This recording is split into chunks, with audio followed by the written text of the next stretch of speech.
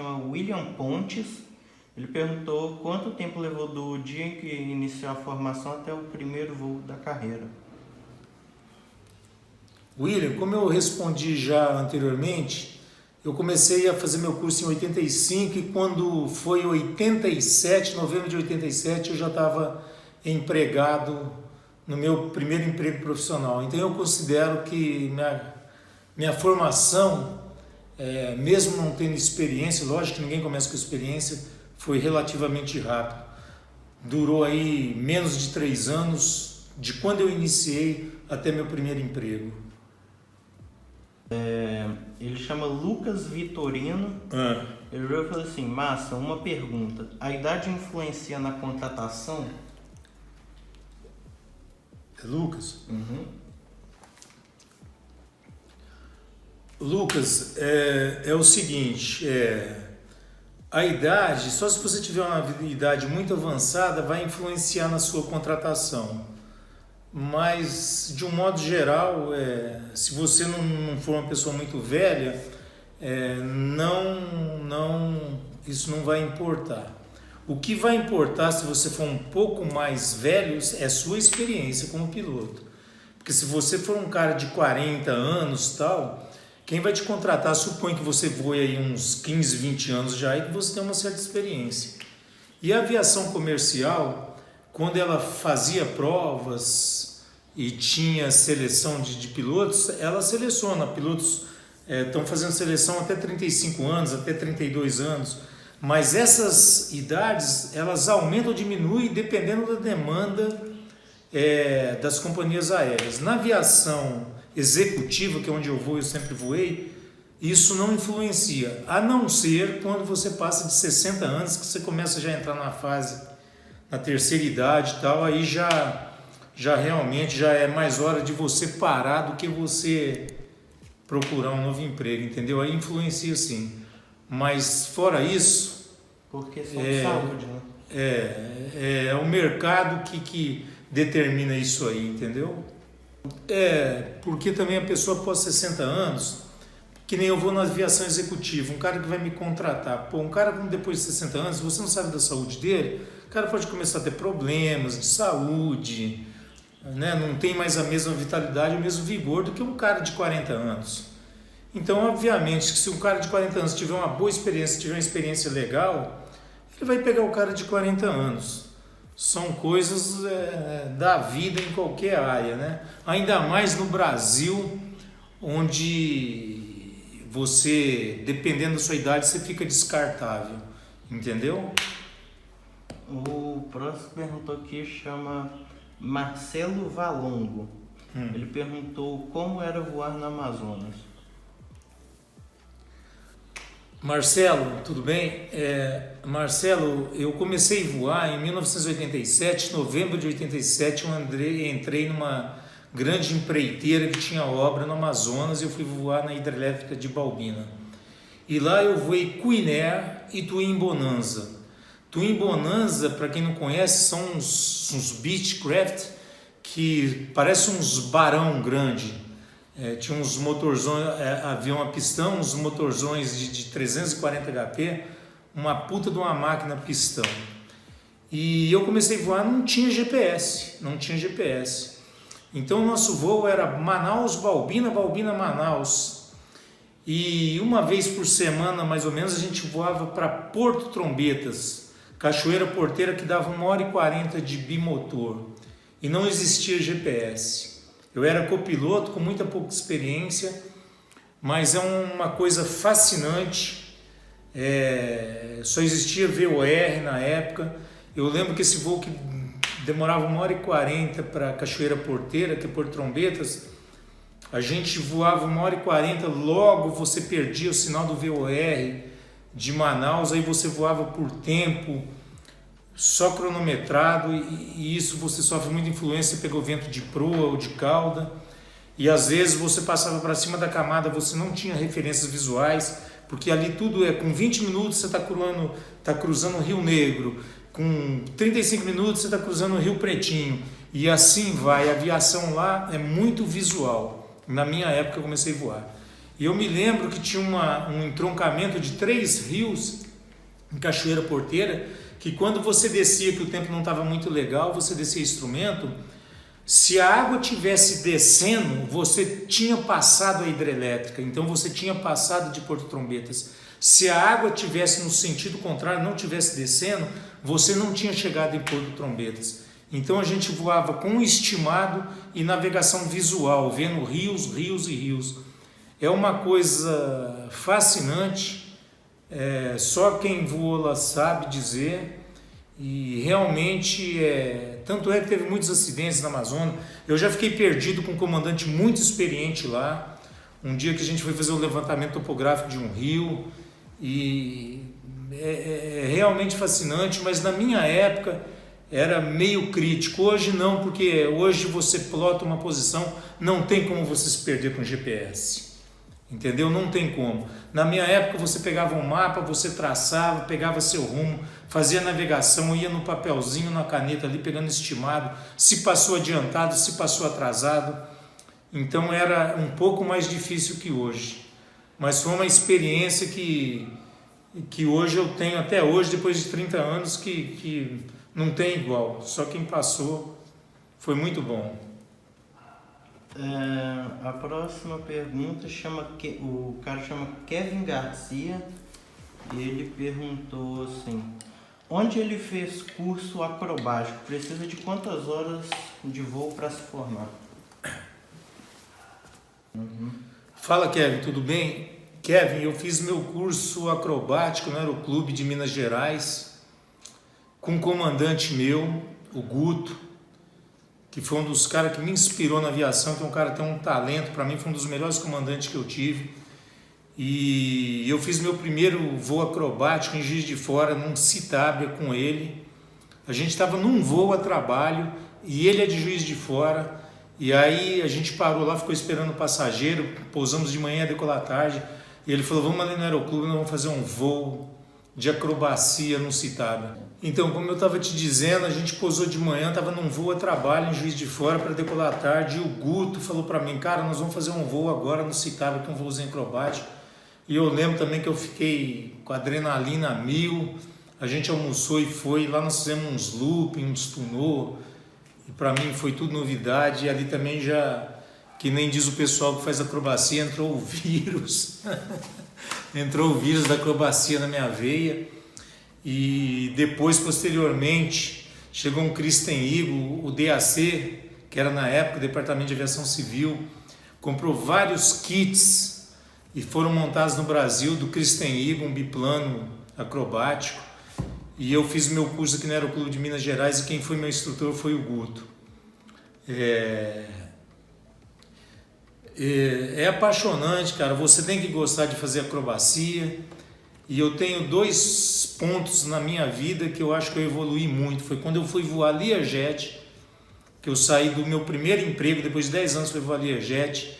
E o segundo ponto que eu acho também que me desenvolveu muito foi quando eu fui fazer acrobacia.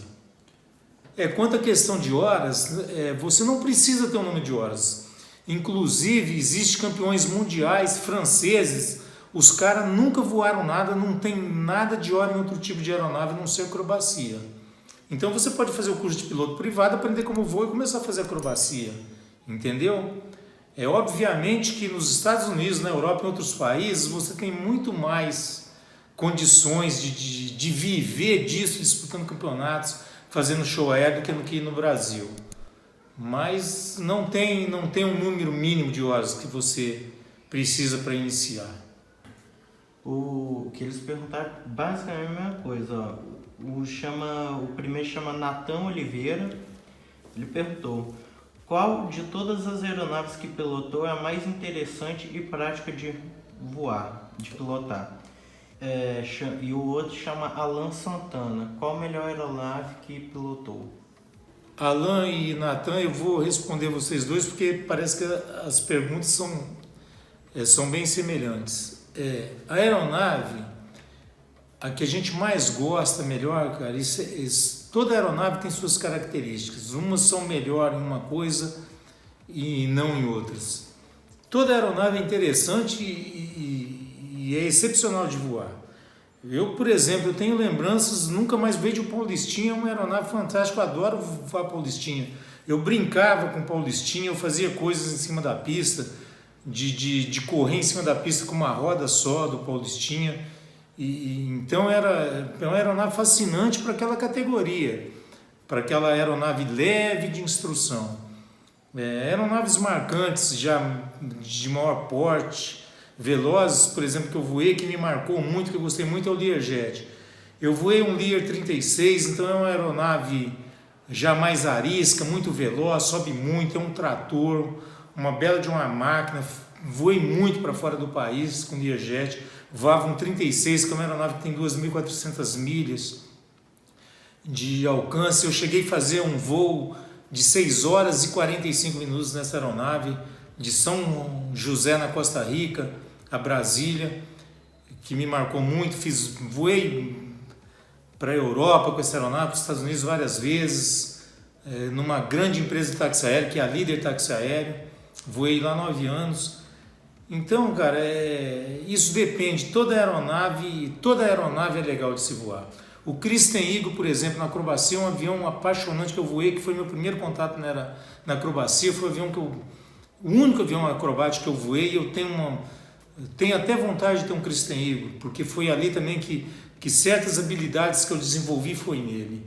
Mas toda aeronave tem sua particularidade. Hoje eu vou um CJ2 Plus, é uma aeronave dócil para jato, é uma aeronave muito dócil, muito estável, com equipamentos que te dão toda a segurança, toda a condição de voar. Mas, por exemplo, não é uma aeronave tão forte, tão boa em turbulência como era o Learjet. E o Learjet hoje, que eu voava, é uma aeronave totalmente ultrapassada. Mas o Learjet era muito mais estável, eu me sentia muito mais seguro dentro de um Learjet do que um CJ2. Mas os equipamentos... Falou errado. Você prestou atenção no que Porque eu me sentia muito mais seguro no Learjet do que no... Então fala de novo. Não, mas eu me sentia mais seguro no Learjet do que no CJ2. Por quê? Porque o avião é mais robusto, mais forte. Só que não tem os equipamentos nem o CJ2. Entendi. Coloca isso aí. Vai, põe. Olha, por exemplo, eu me sentia mais seguro em condições adversas de tempo, turbulência, essas coisas, no Learjet do que o CJ2. Só que, por exemplo, o Learjet eram todos os instrumentos analógicos, ultrapassados, que hoje não se usam mais. Hoje eu vou uma aeronave que é Proline 21. A aeronave faz tudo sozinha. É uma aeronave com capacidade de 8 passageiros, mais 2 tripulantes, um jato de porte pequeno e que tem instrumentos fantásticos. E o Learjet não tinha isso, mas eu me sentia, em termos de segurança, robustez, muito mais seguro no Learjet. Então todas as aeronaves têm seus prós e seus contras, assim como tudo na vida. É isso. Tá, e qual a mais prática de voo, se perguntar? O que é prática? Prática. Eu acho que você ia falar se fosse para responder o CJ2, né? Ou CJ3 que você voou. Prático, o avião pousa mais curto, ele tem V-nave, vocês fazem aproximação tudo no V-nave, você não tinha isso no Learjet. Tá, se for para falar da aeronave mais prática hoje, talvez seja a aeronave que eu esteja voando, que é um jato executivo muito dócil. Faz tudo sozinho, se você quiser você vem até o chão com ele, que ele te dá essa possibilidade, apesar de não ser homologado para se fazer isso. Ele vem até a pista e através dos instrumentos que tem, e um avião muito dócil. Um CJ2 Plus é mais fácil de voar do que um King Air. Eu voei muitas horas no King Air, é um avião mais dócil e mais fácil de voar. Você consegue voar um CJ2 numa situação de emergência muito mais fácil que você voar um King Air, que é uma aeronave mais lenta e turbo-hélice. Questão de torque, de motor, se você tiver uma emergência e tudo mais. E até mesmo a facilidade de voar mesmo. São coisas que eu posso responder também futuramente. Eduardo Cacelato Dantas, ele perguntou o seguinte, é verdade que o Learjet tem um grave problema de stall de alta? Se sim, o senhor já experimentou esse problema? Como saiu? Fala, Eduardo, tudo bem? Eu fico até feliz que você fez essa pergunta do Learjet, porque eu veio 10 anos numa empresa, numa grande construtora que é a Andrade Gutierrez, entrei em 87, saí em 1997 e pedi demissão, porque lá ela tinha aeronaves a pistão, turbohélice e jato. E eu saí de lá como comandante de King Air, não ia voar jato. E eu fui para líder táxi aéreo convidado por um comandante que estava lá, que foi copiloto meu de bimotor na Andrade Gutierrez, e ele era comandante de Learjet. E à época ele me chamou para voar Learjet. Então eu fui para voar Learjet. O Learjet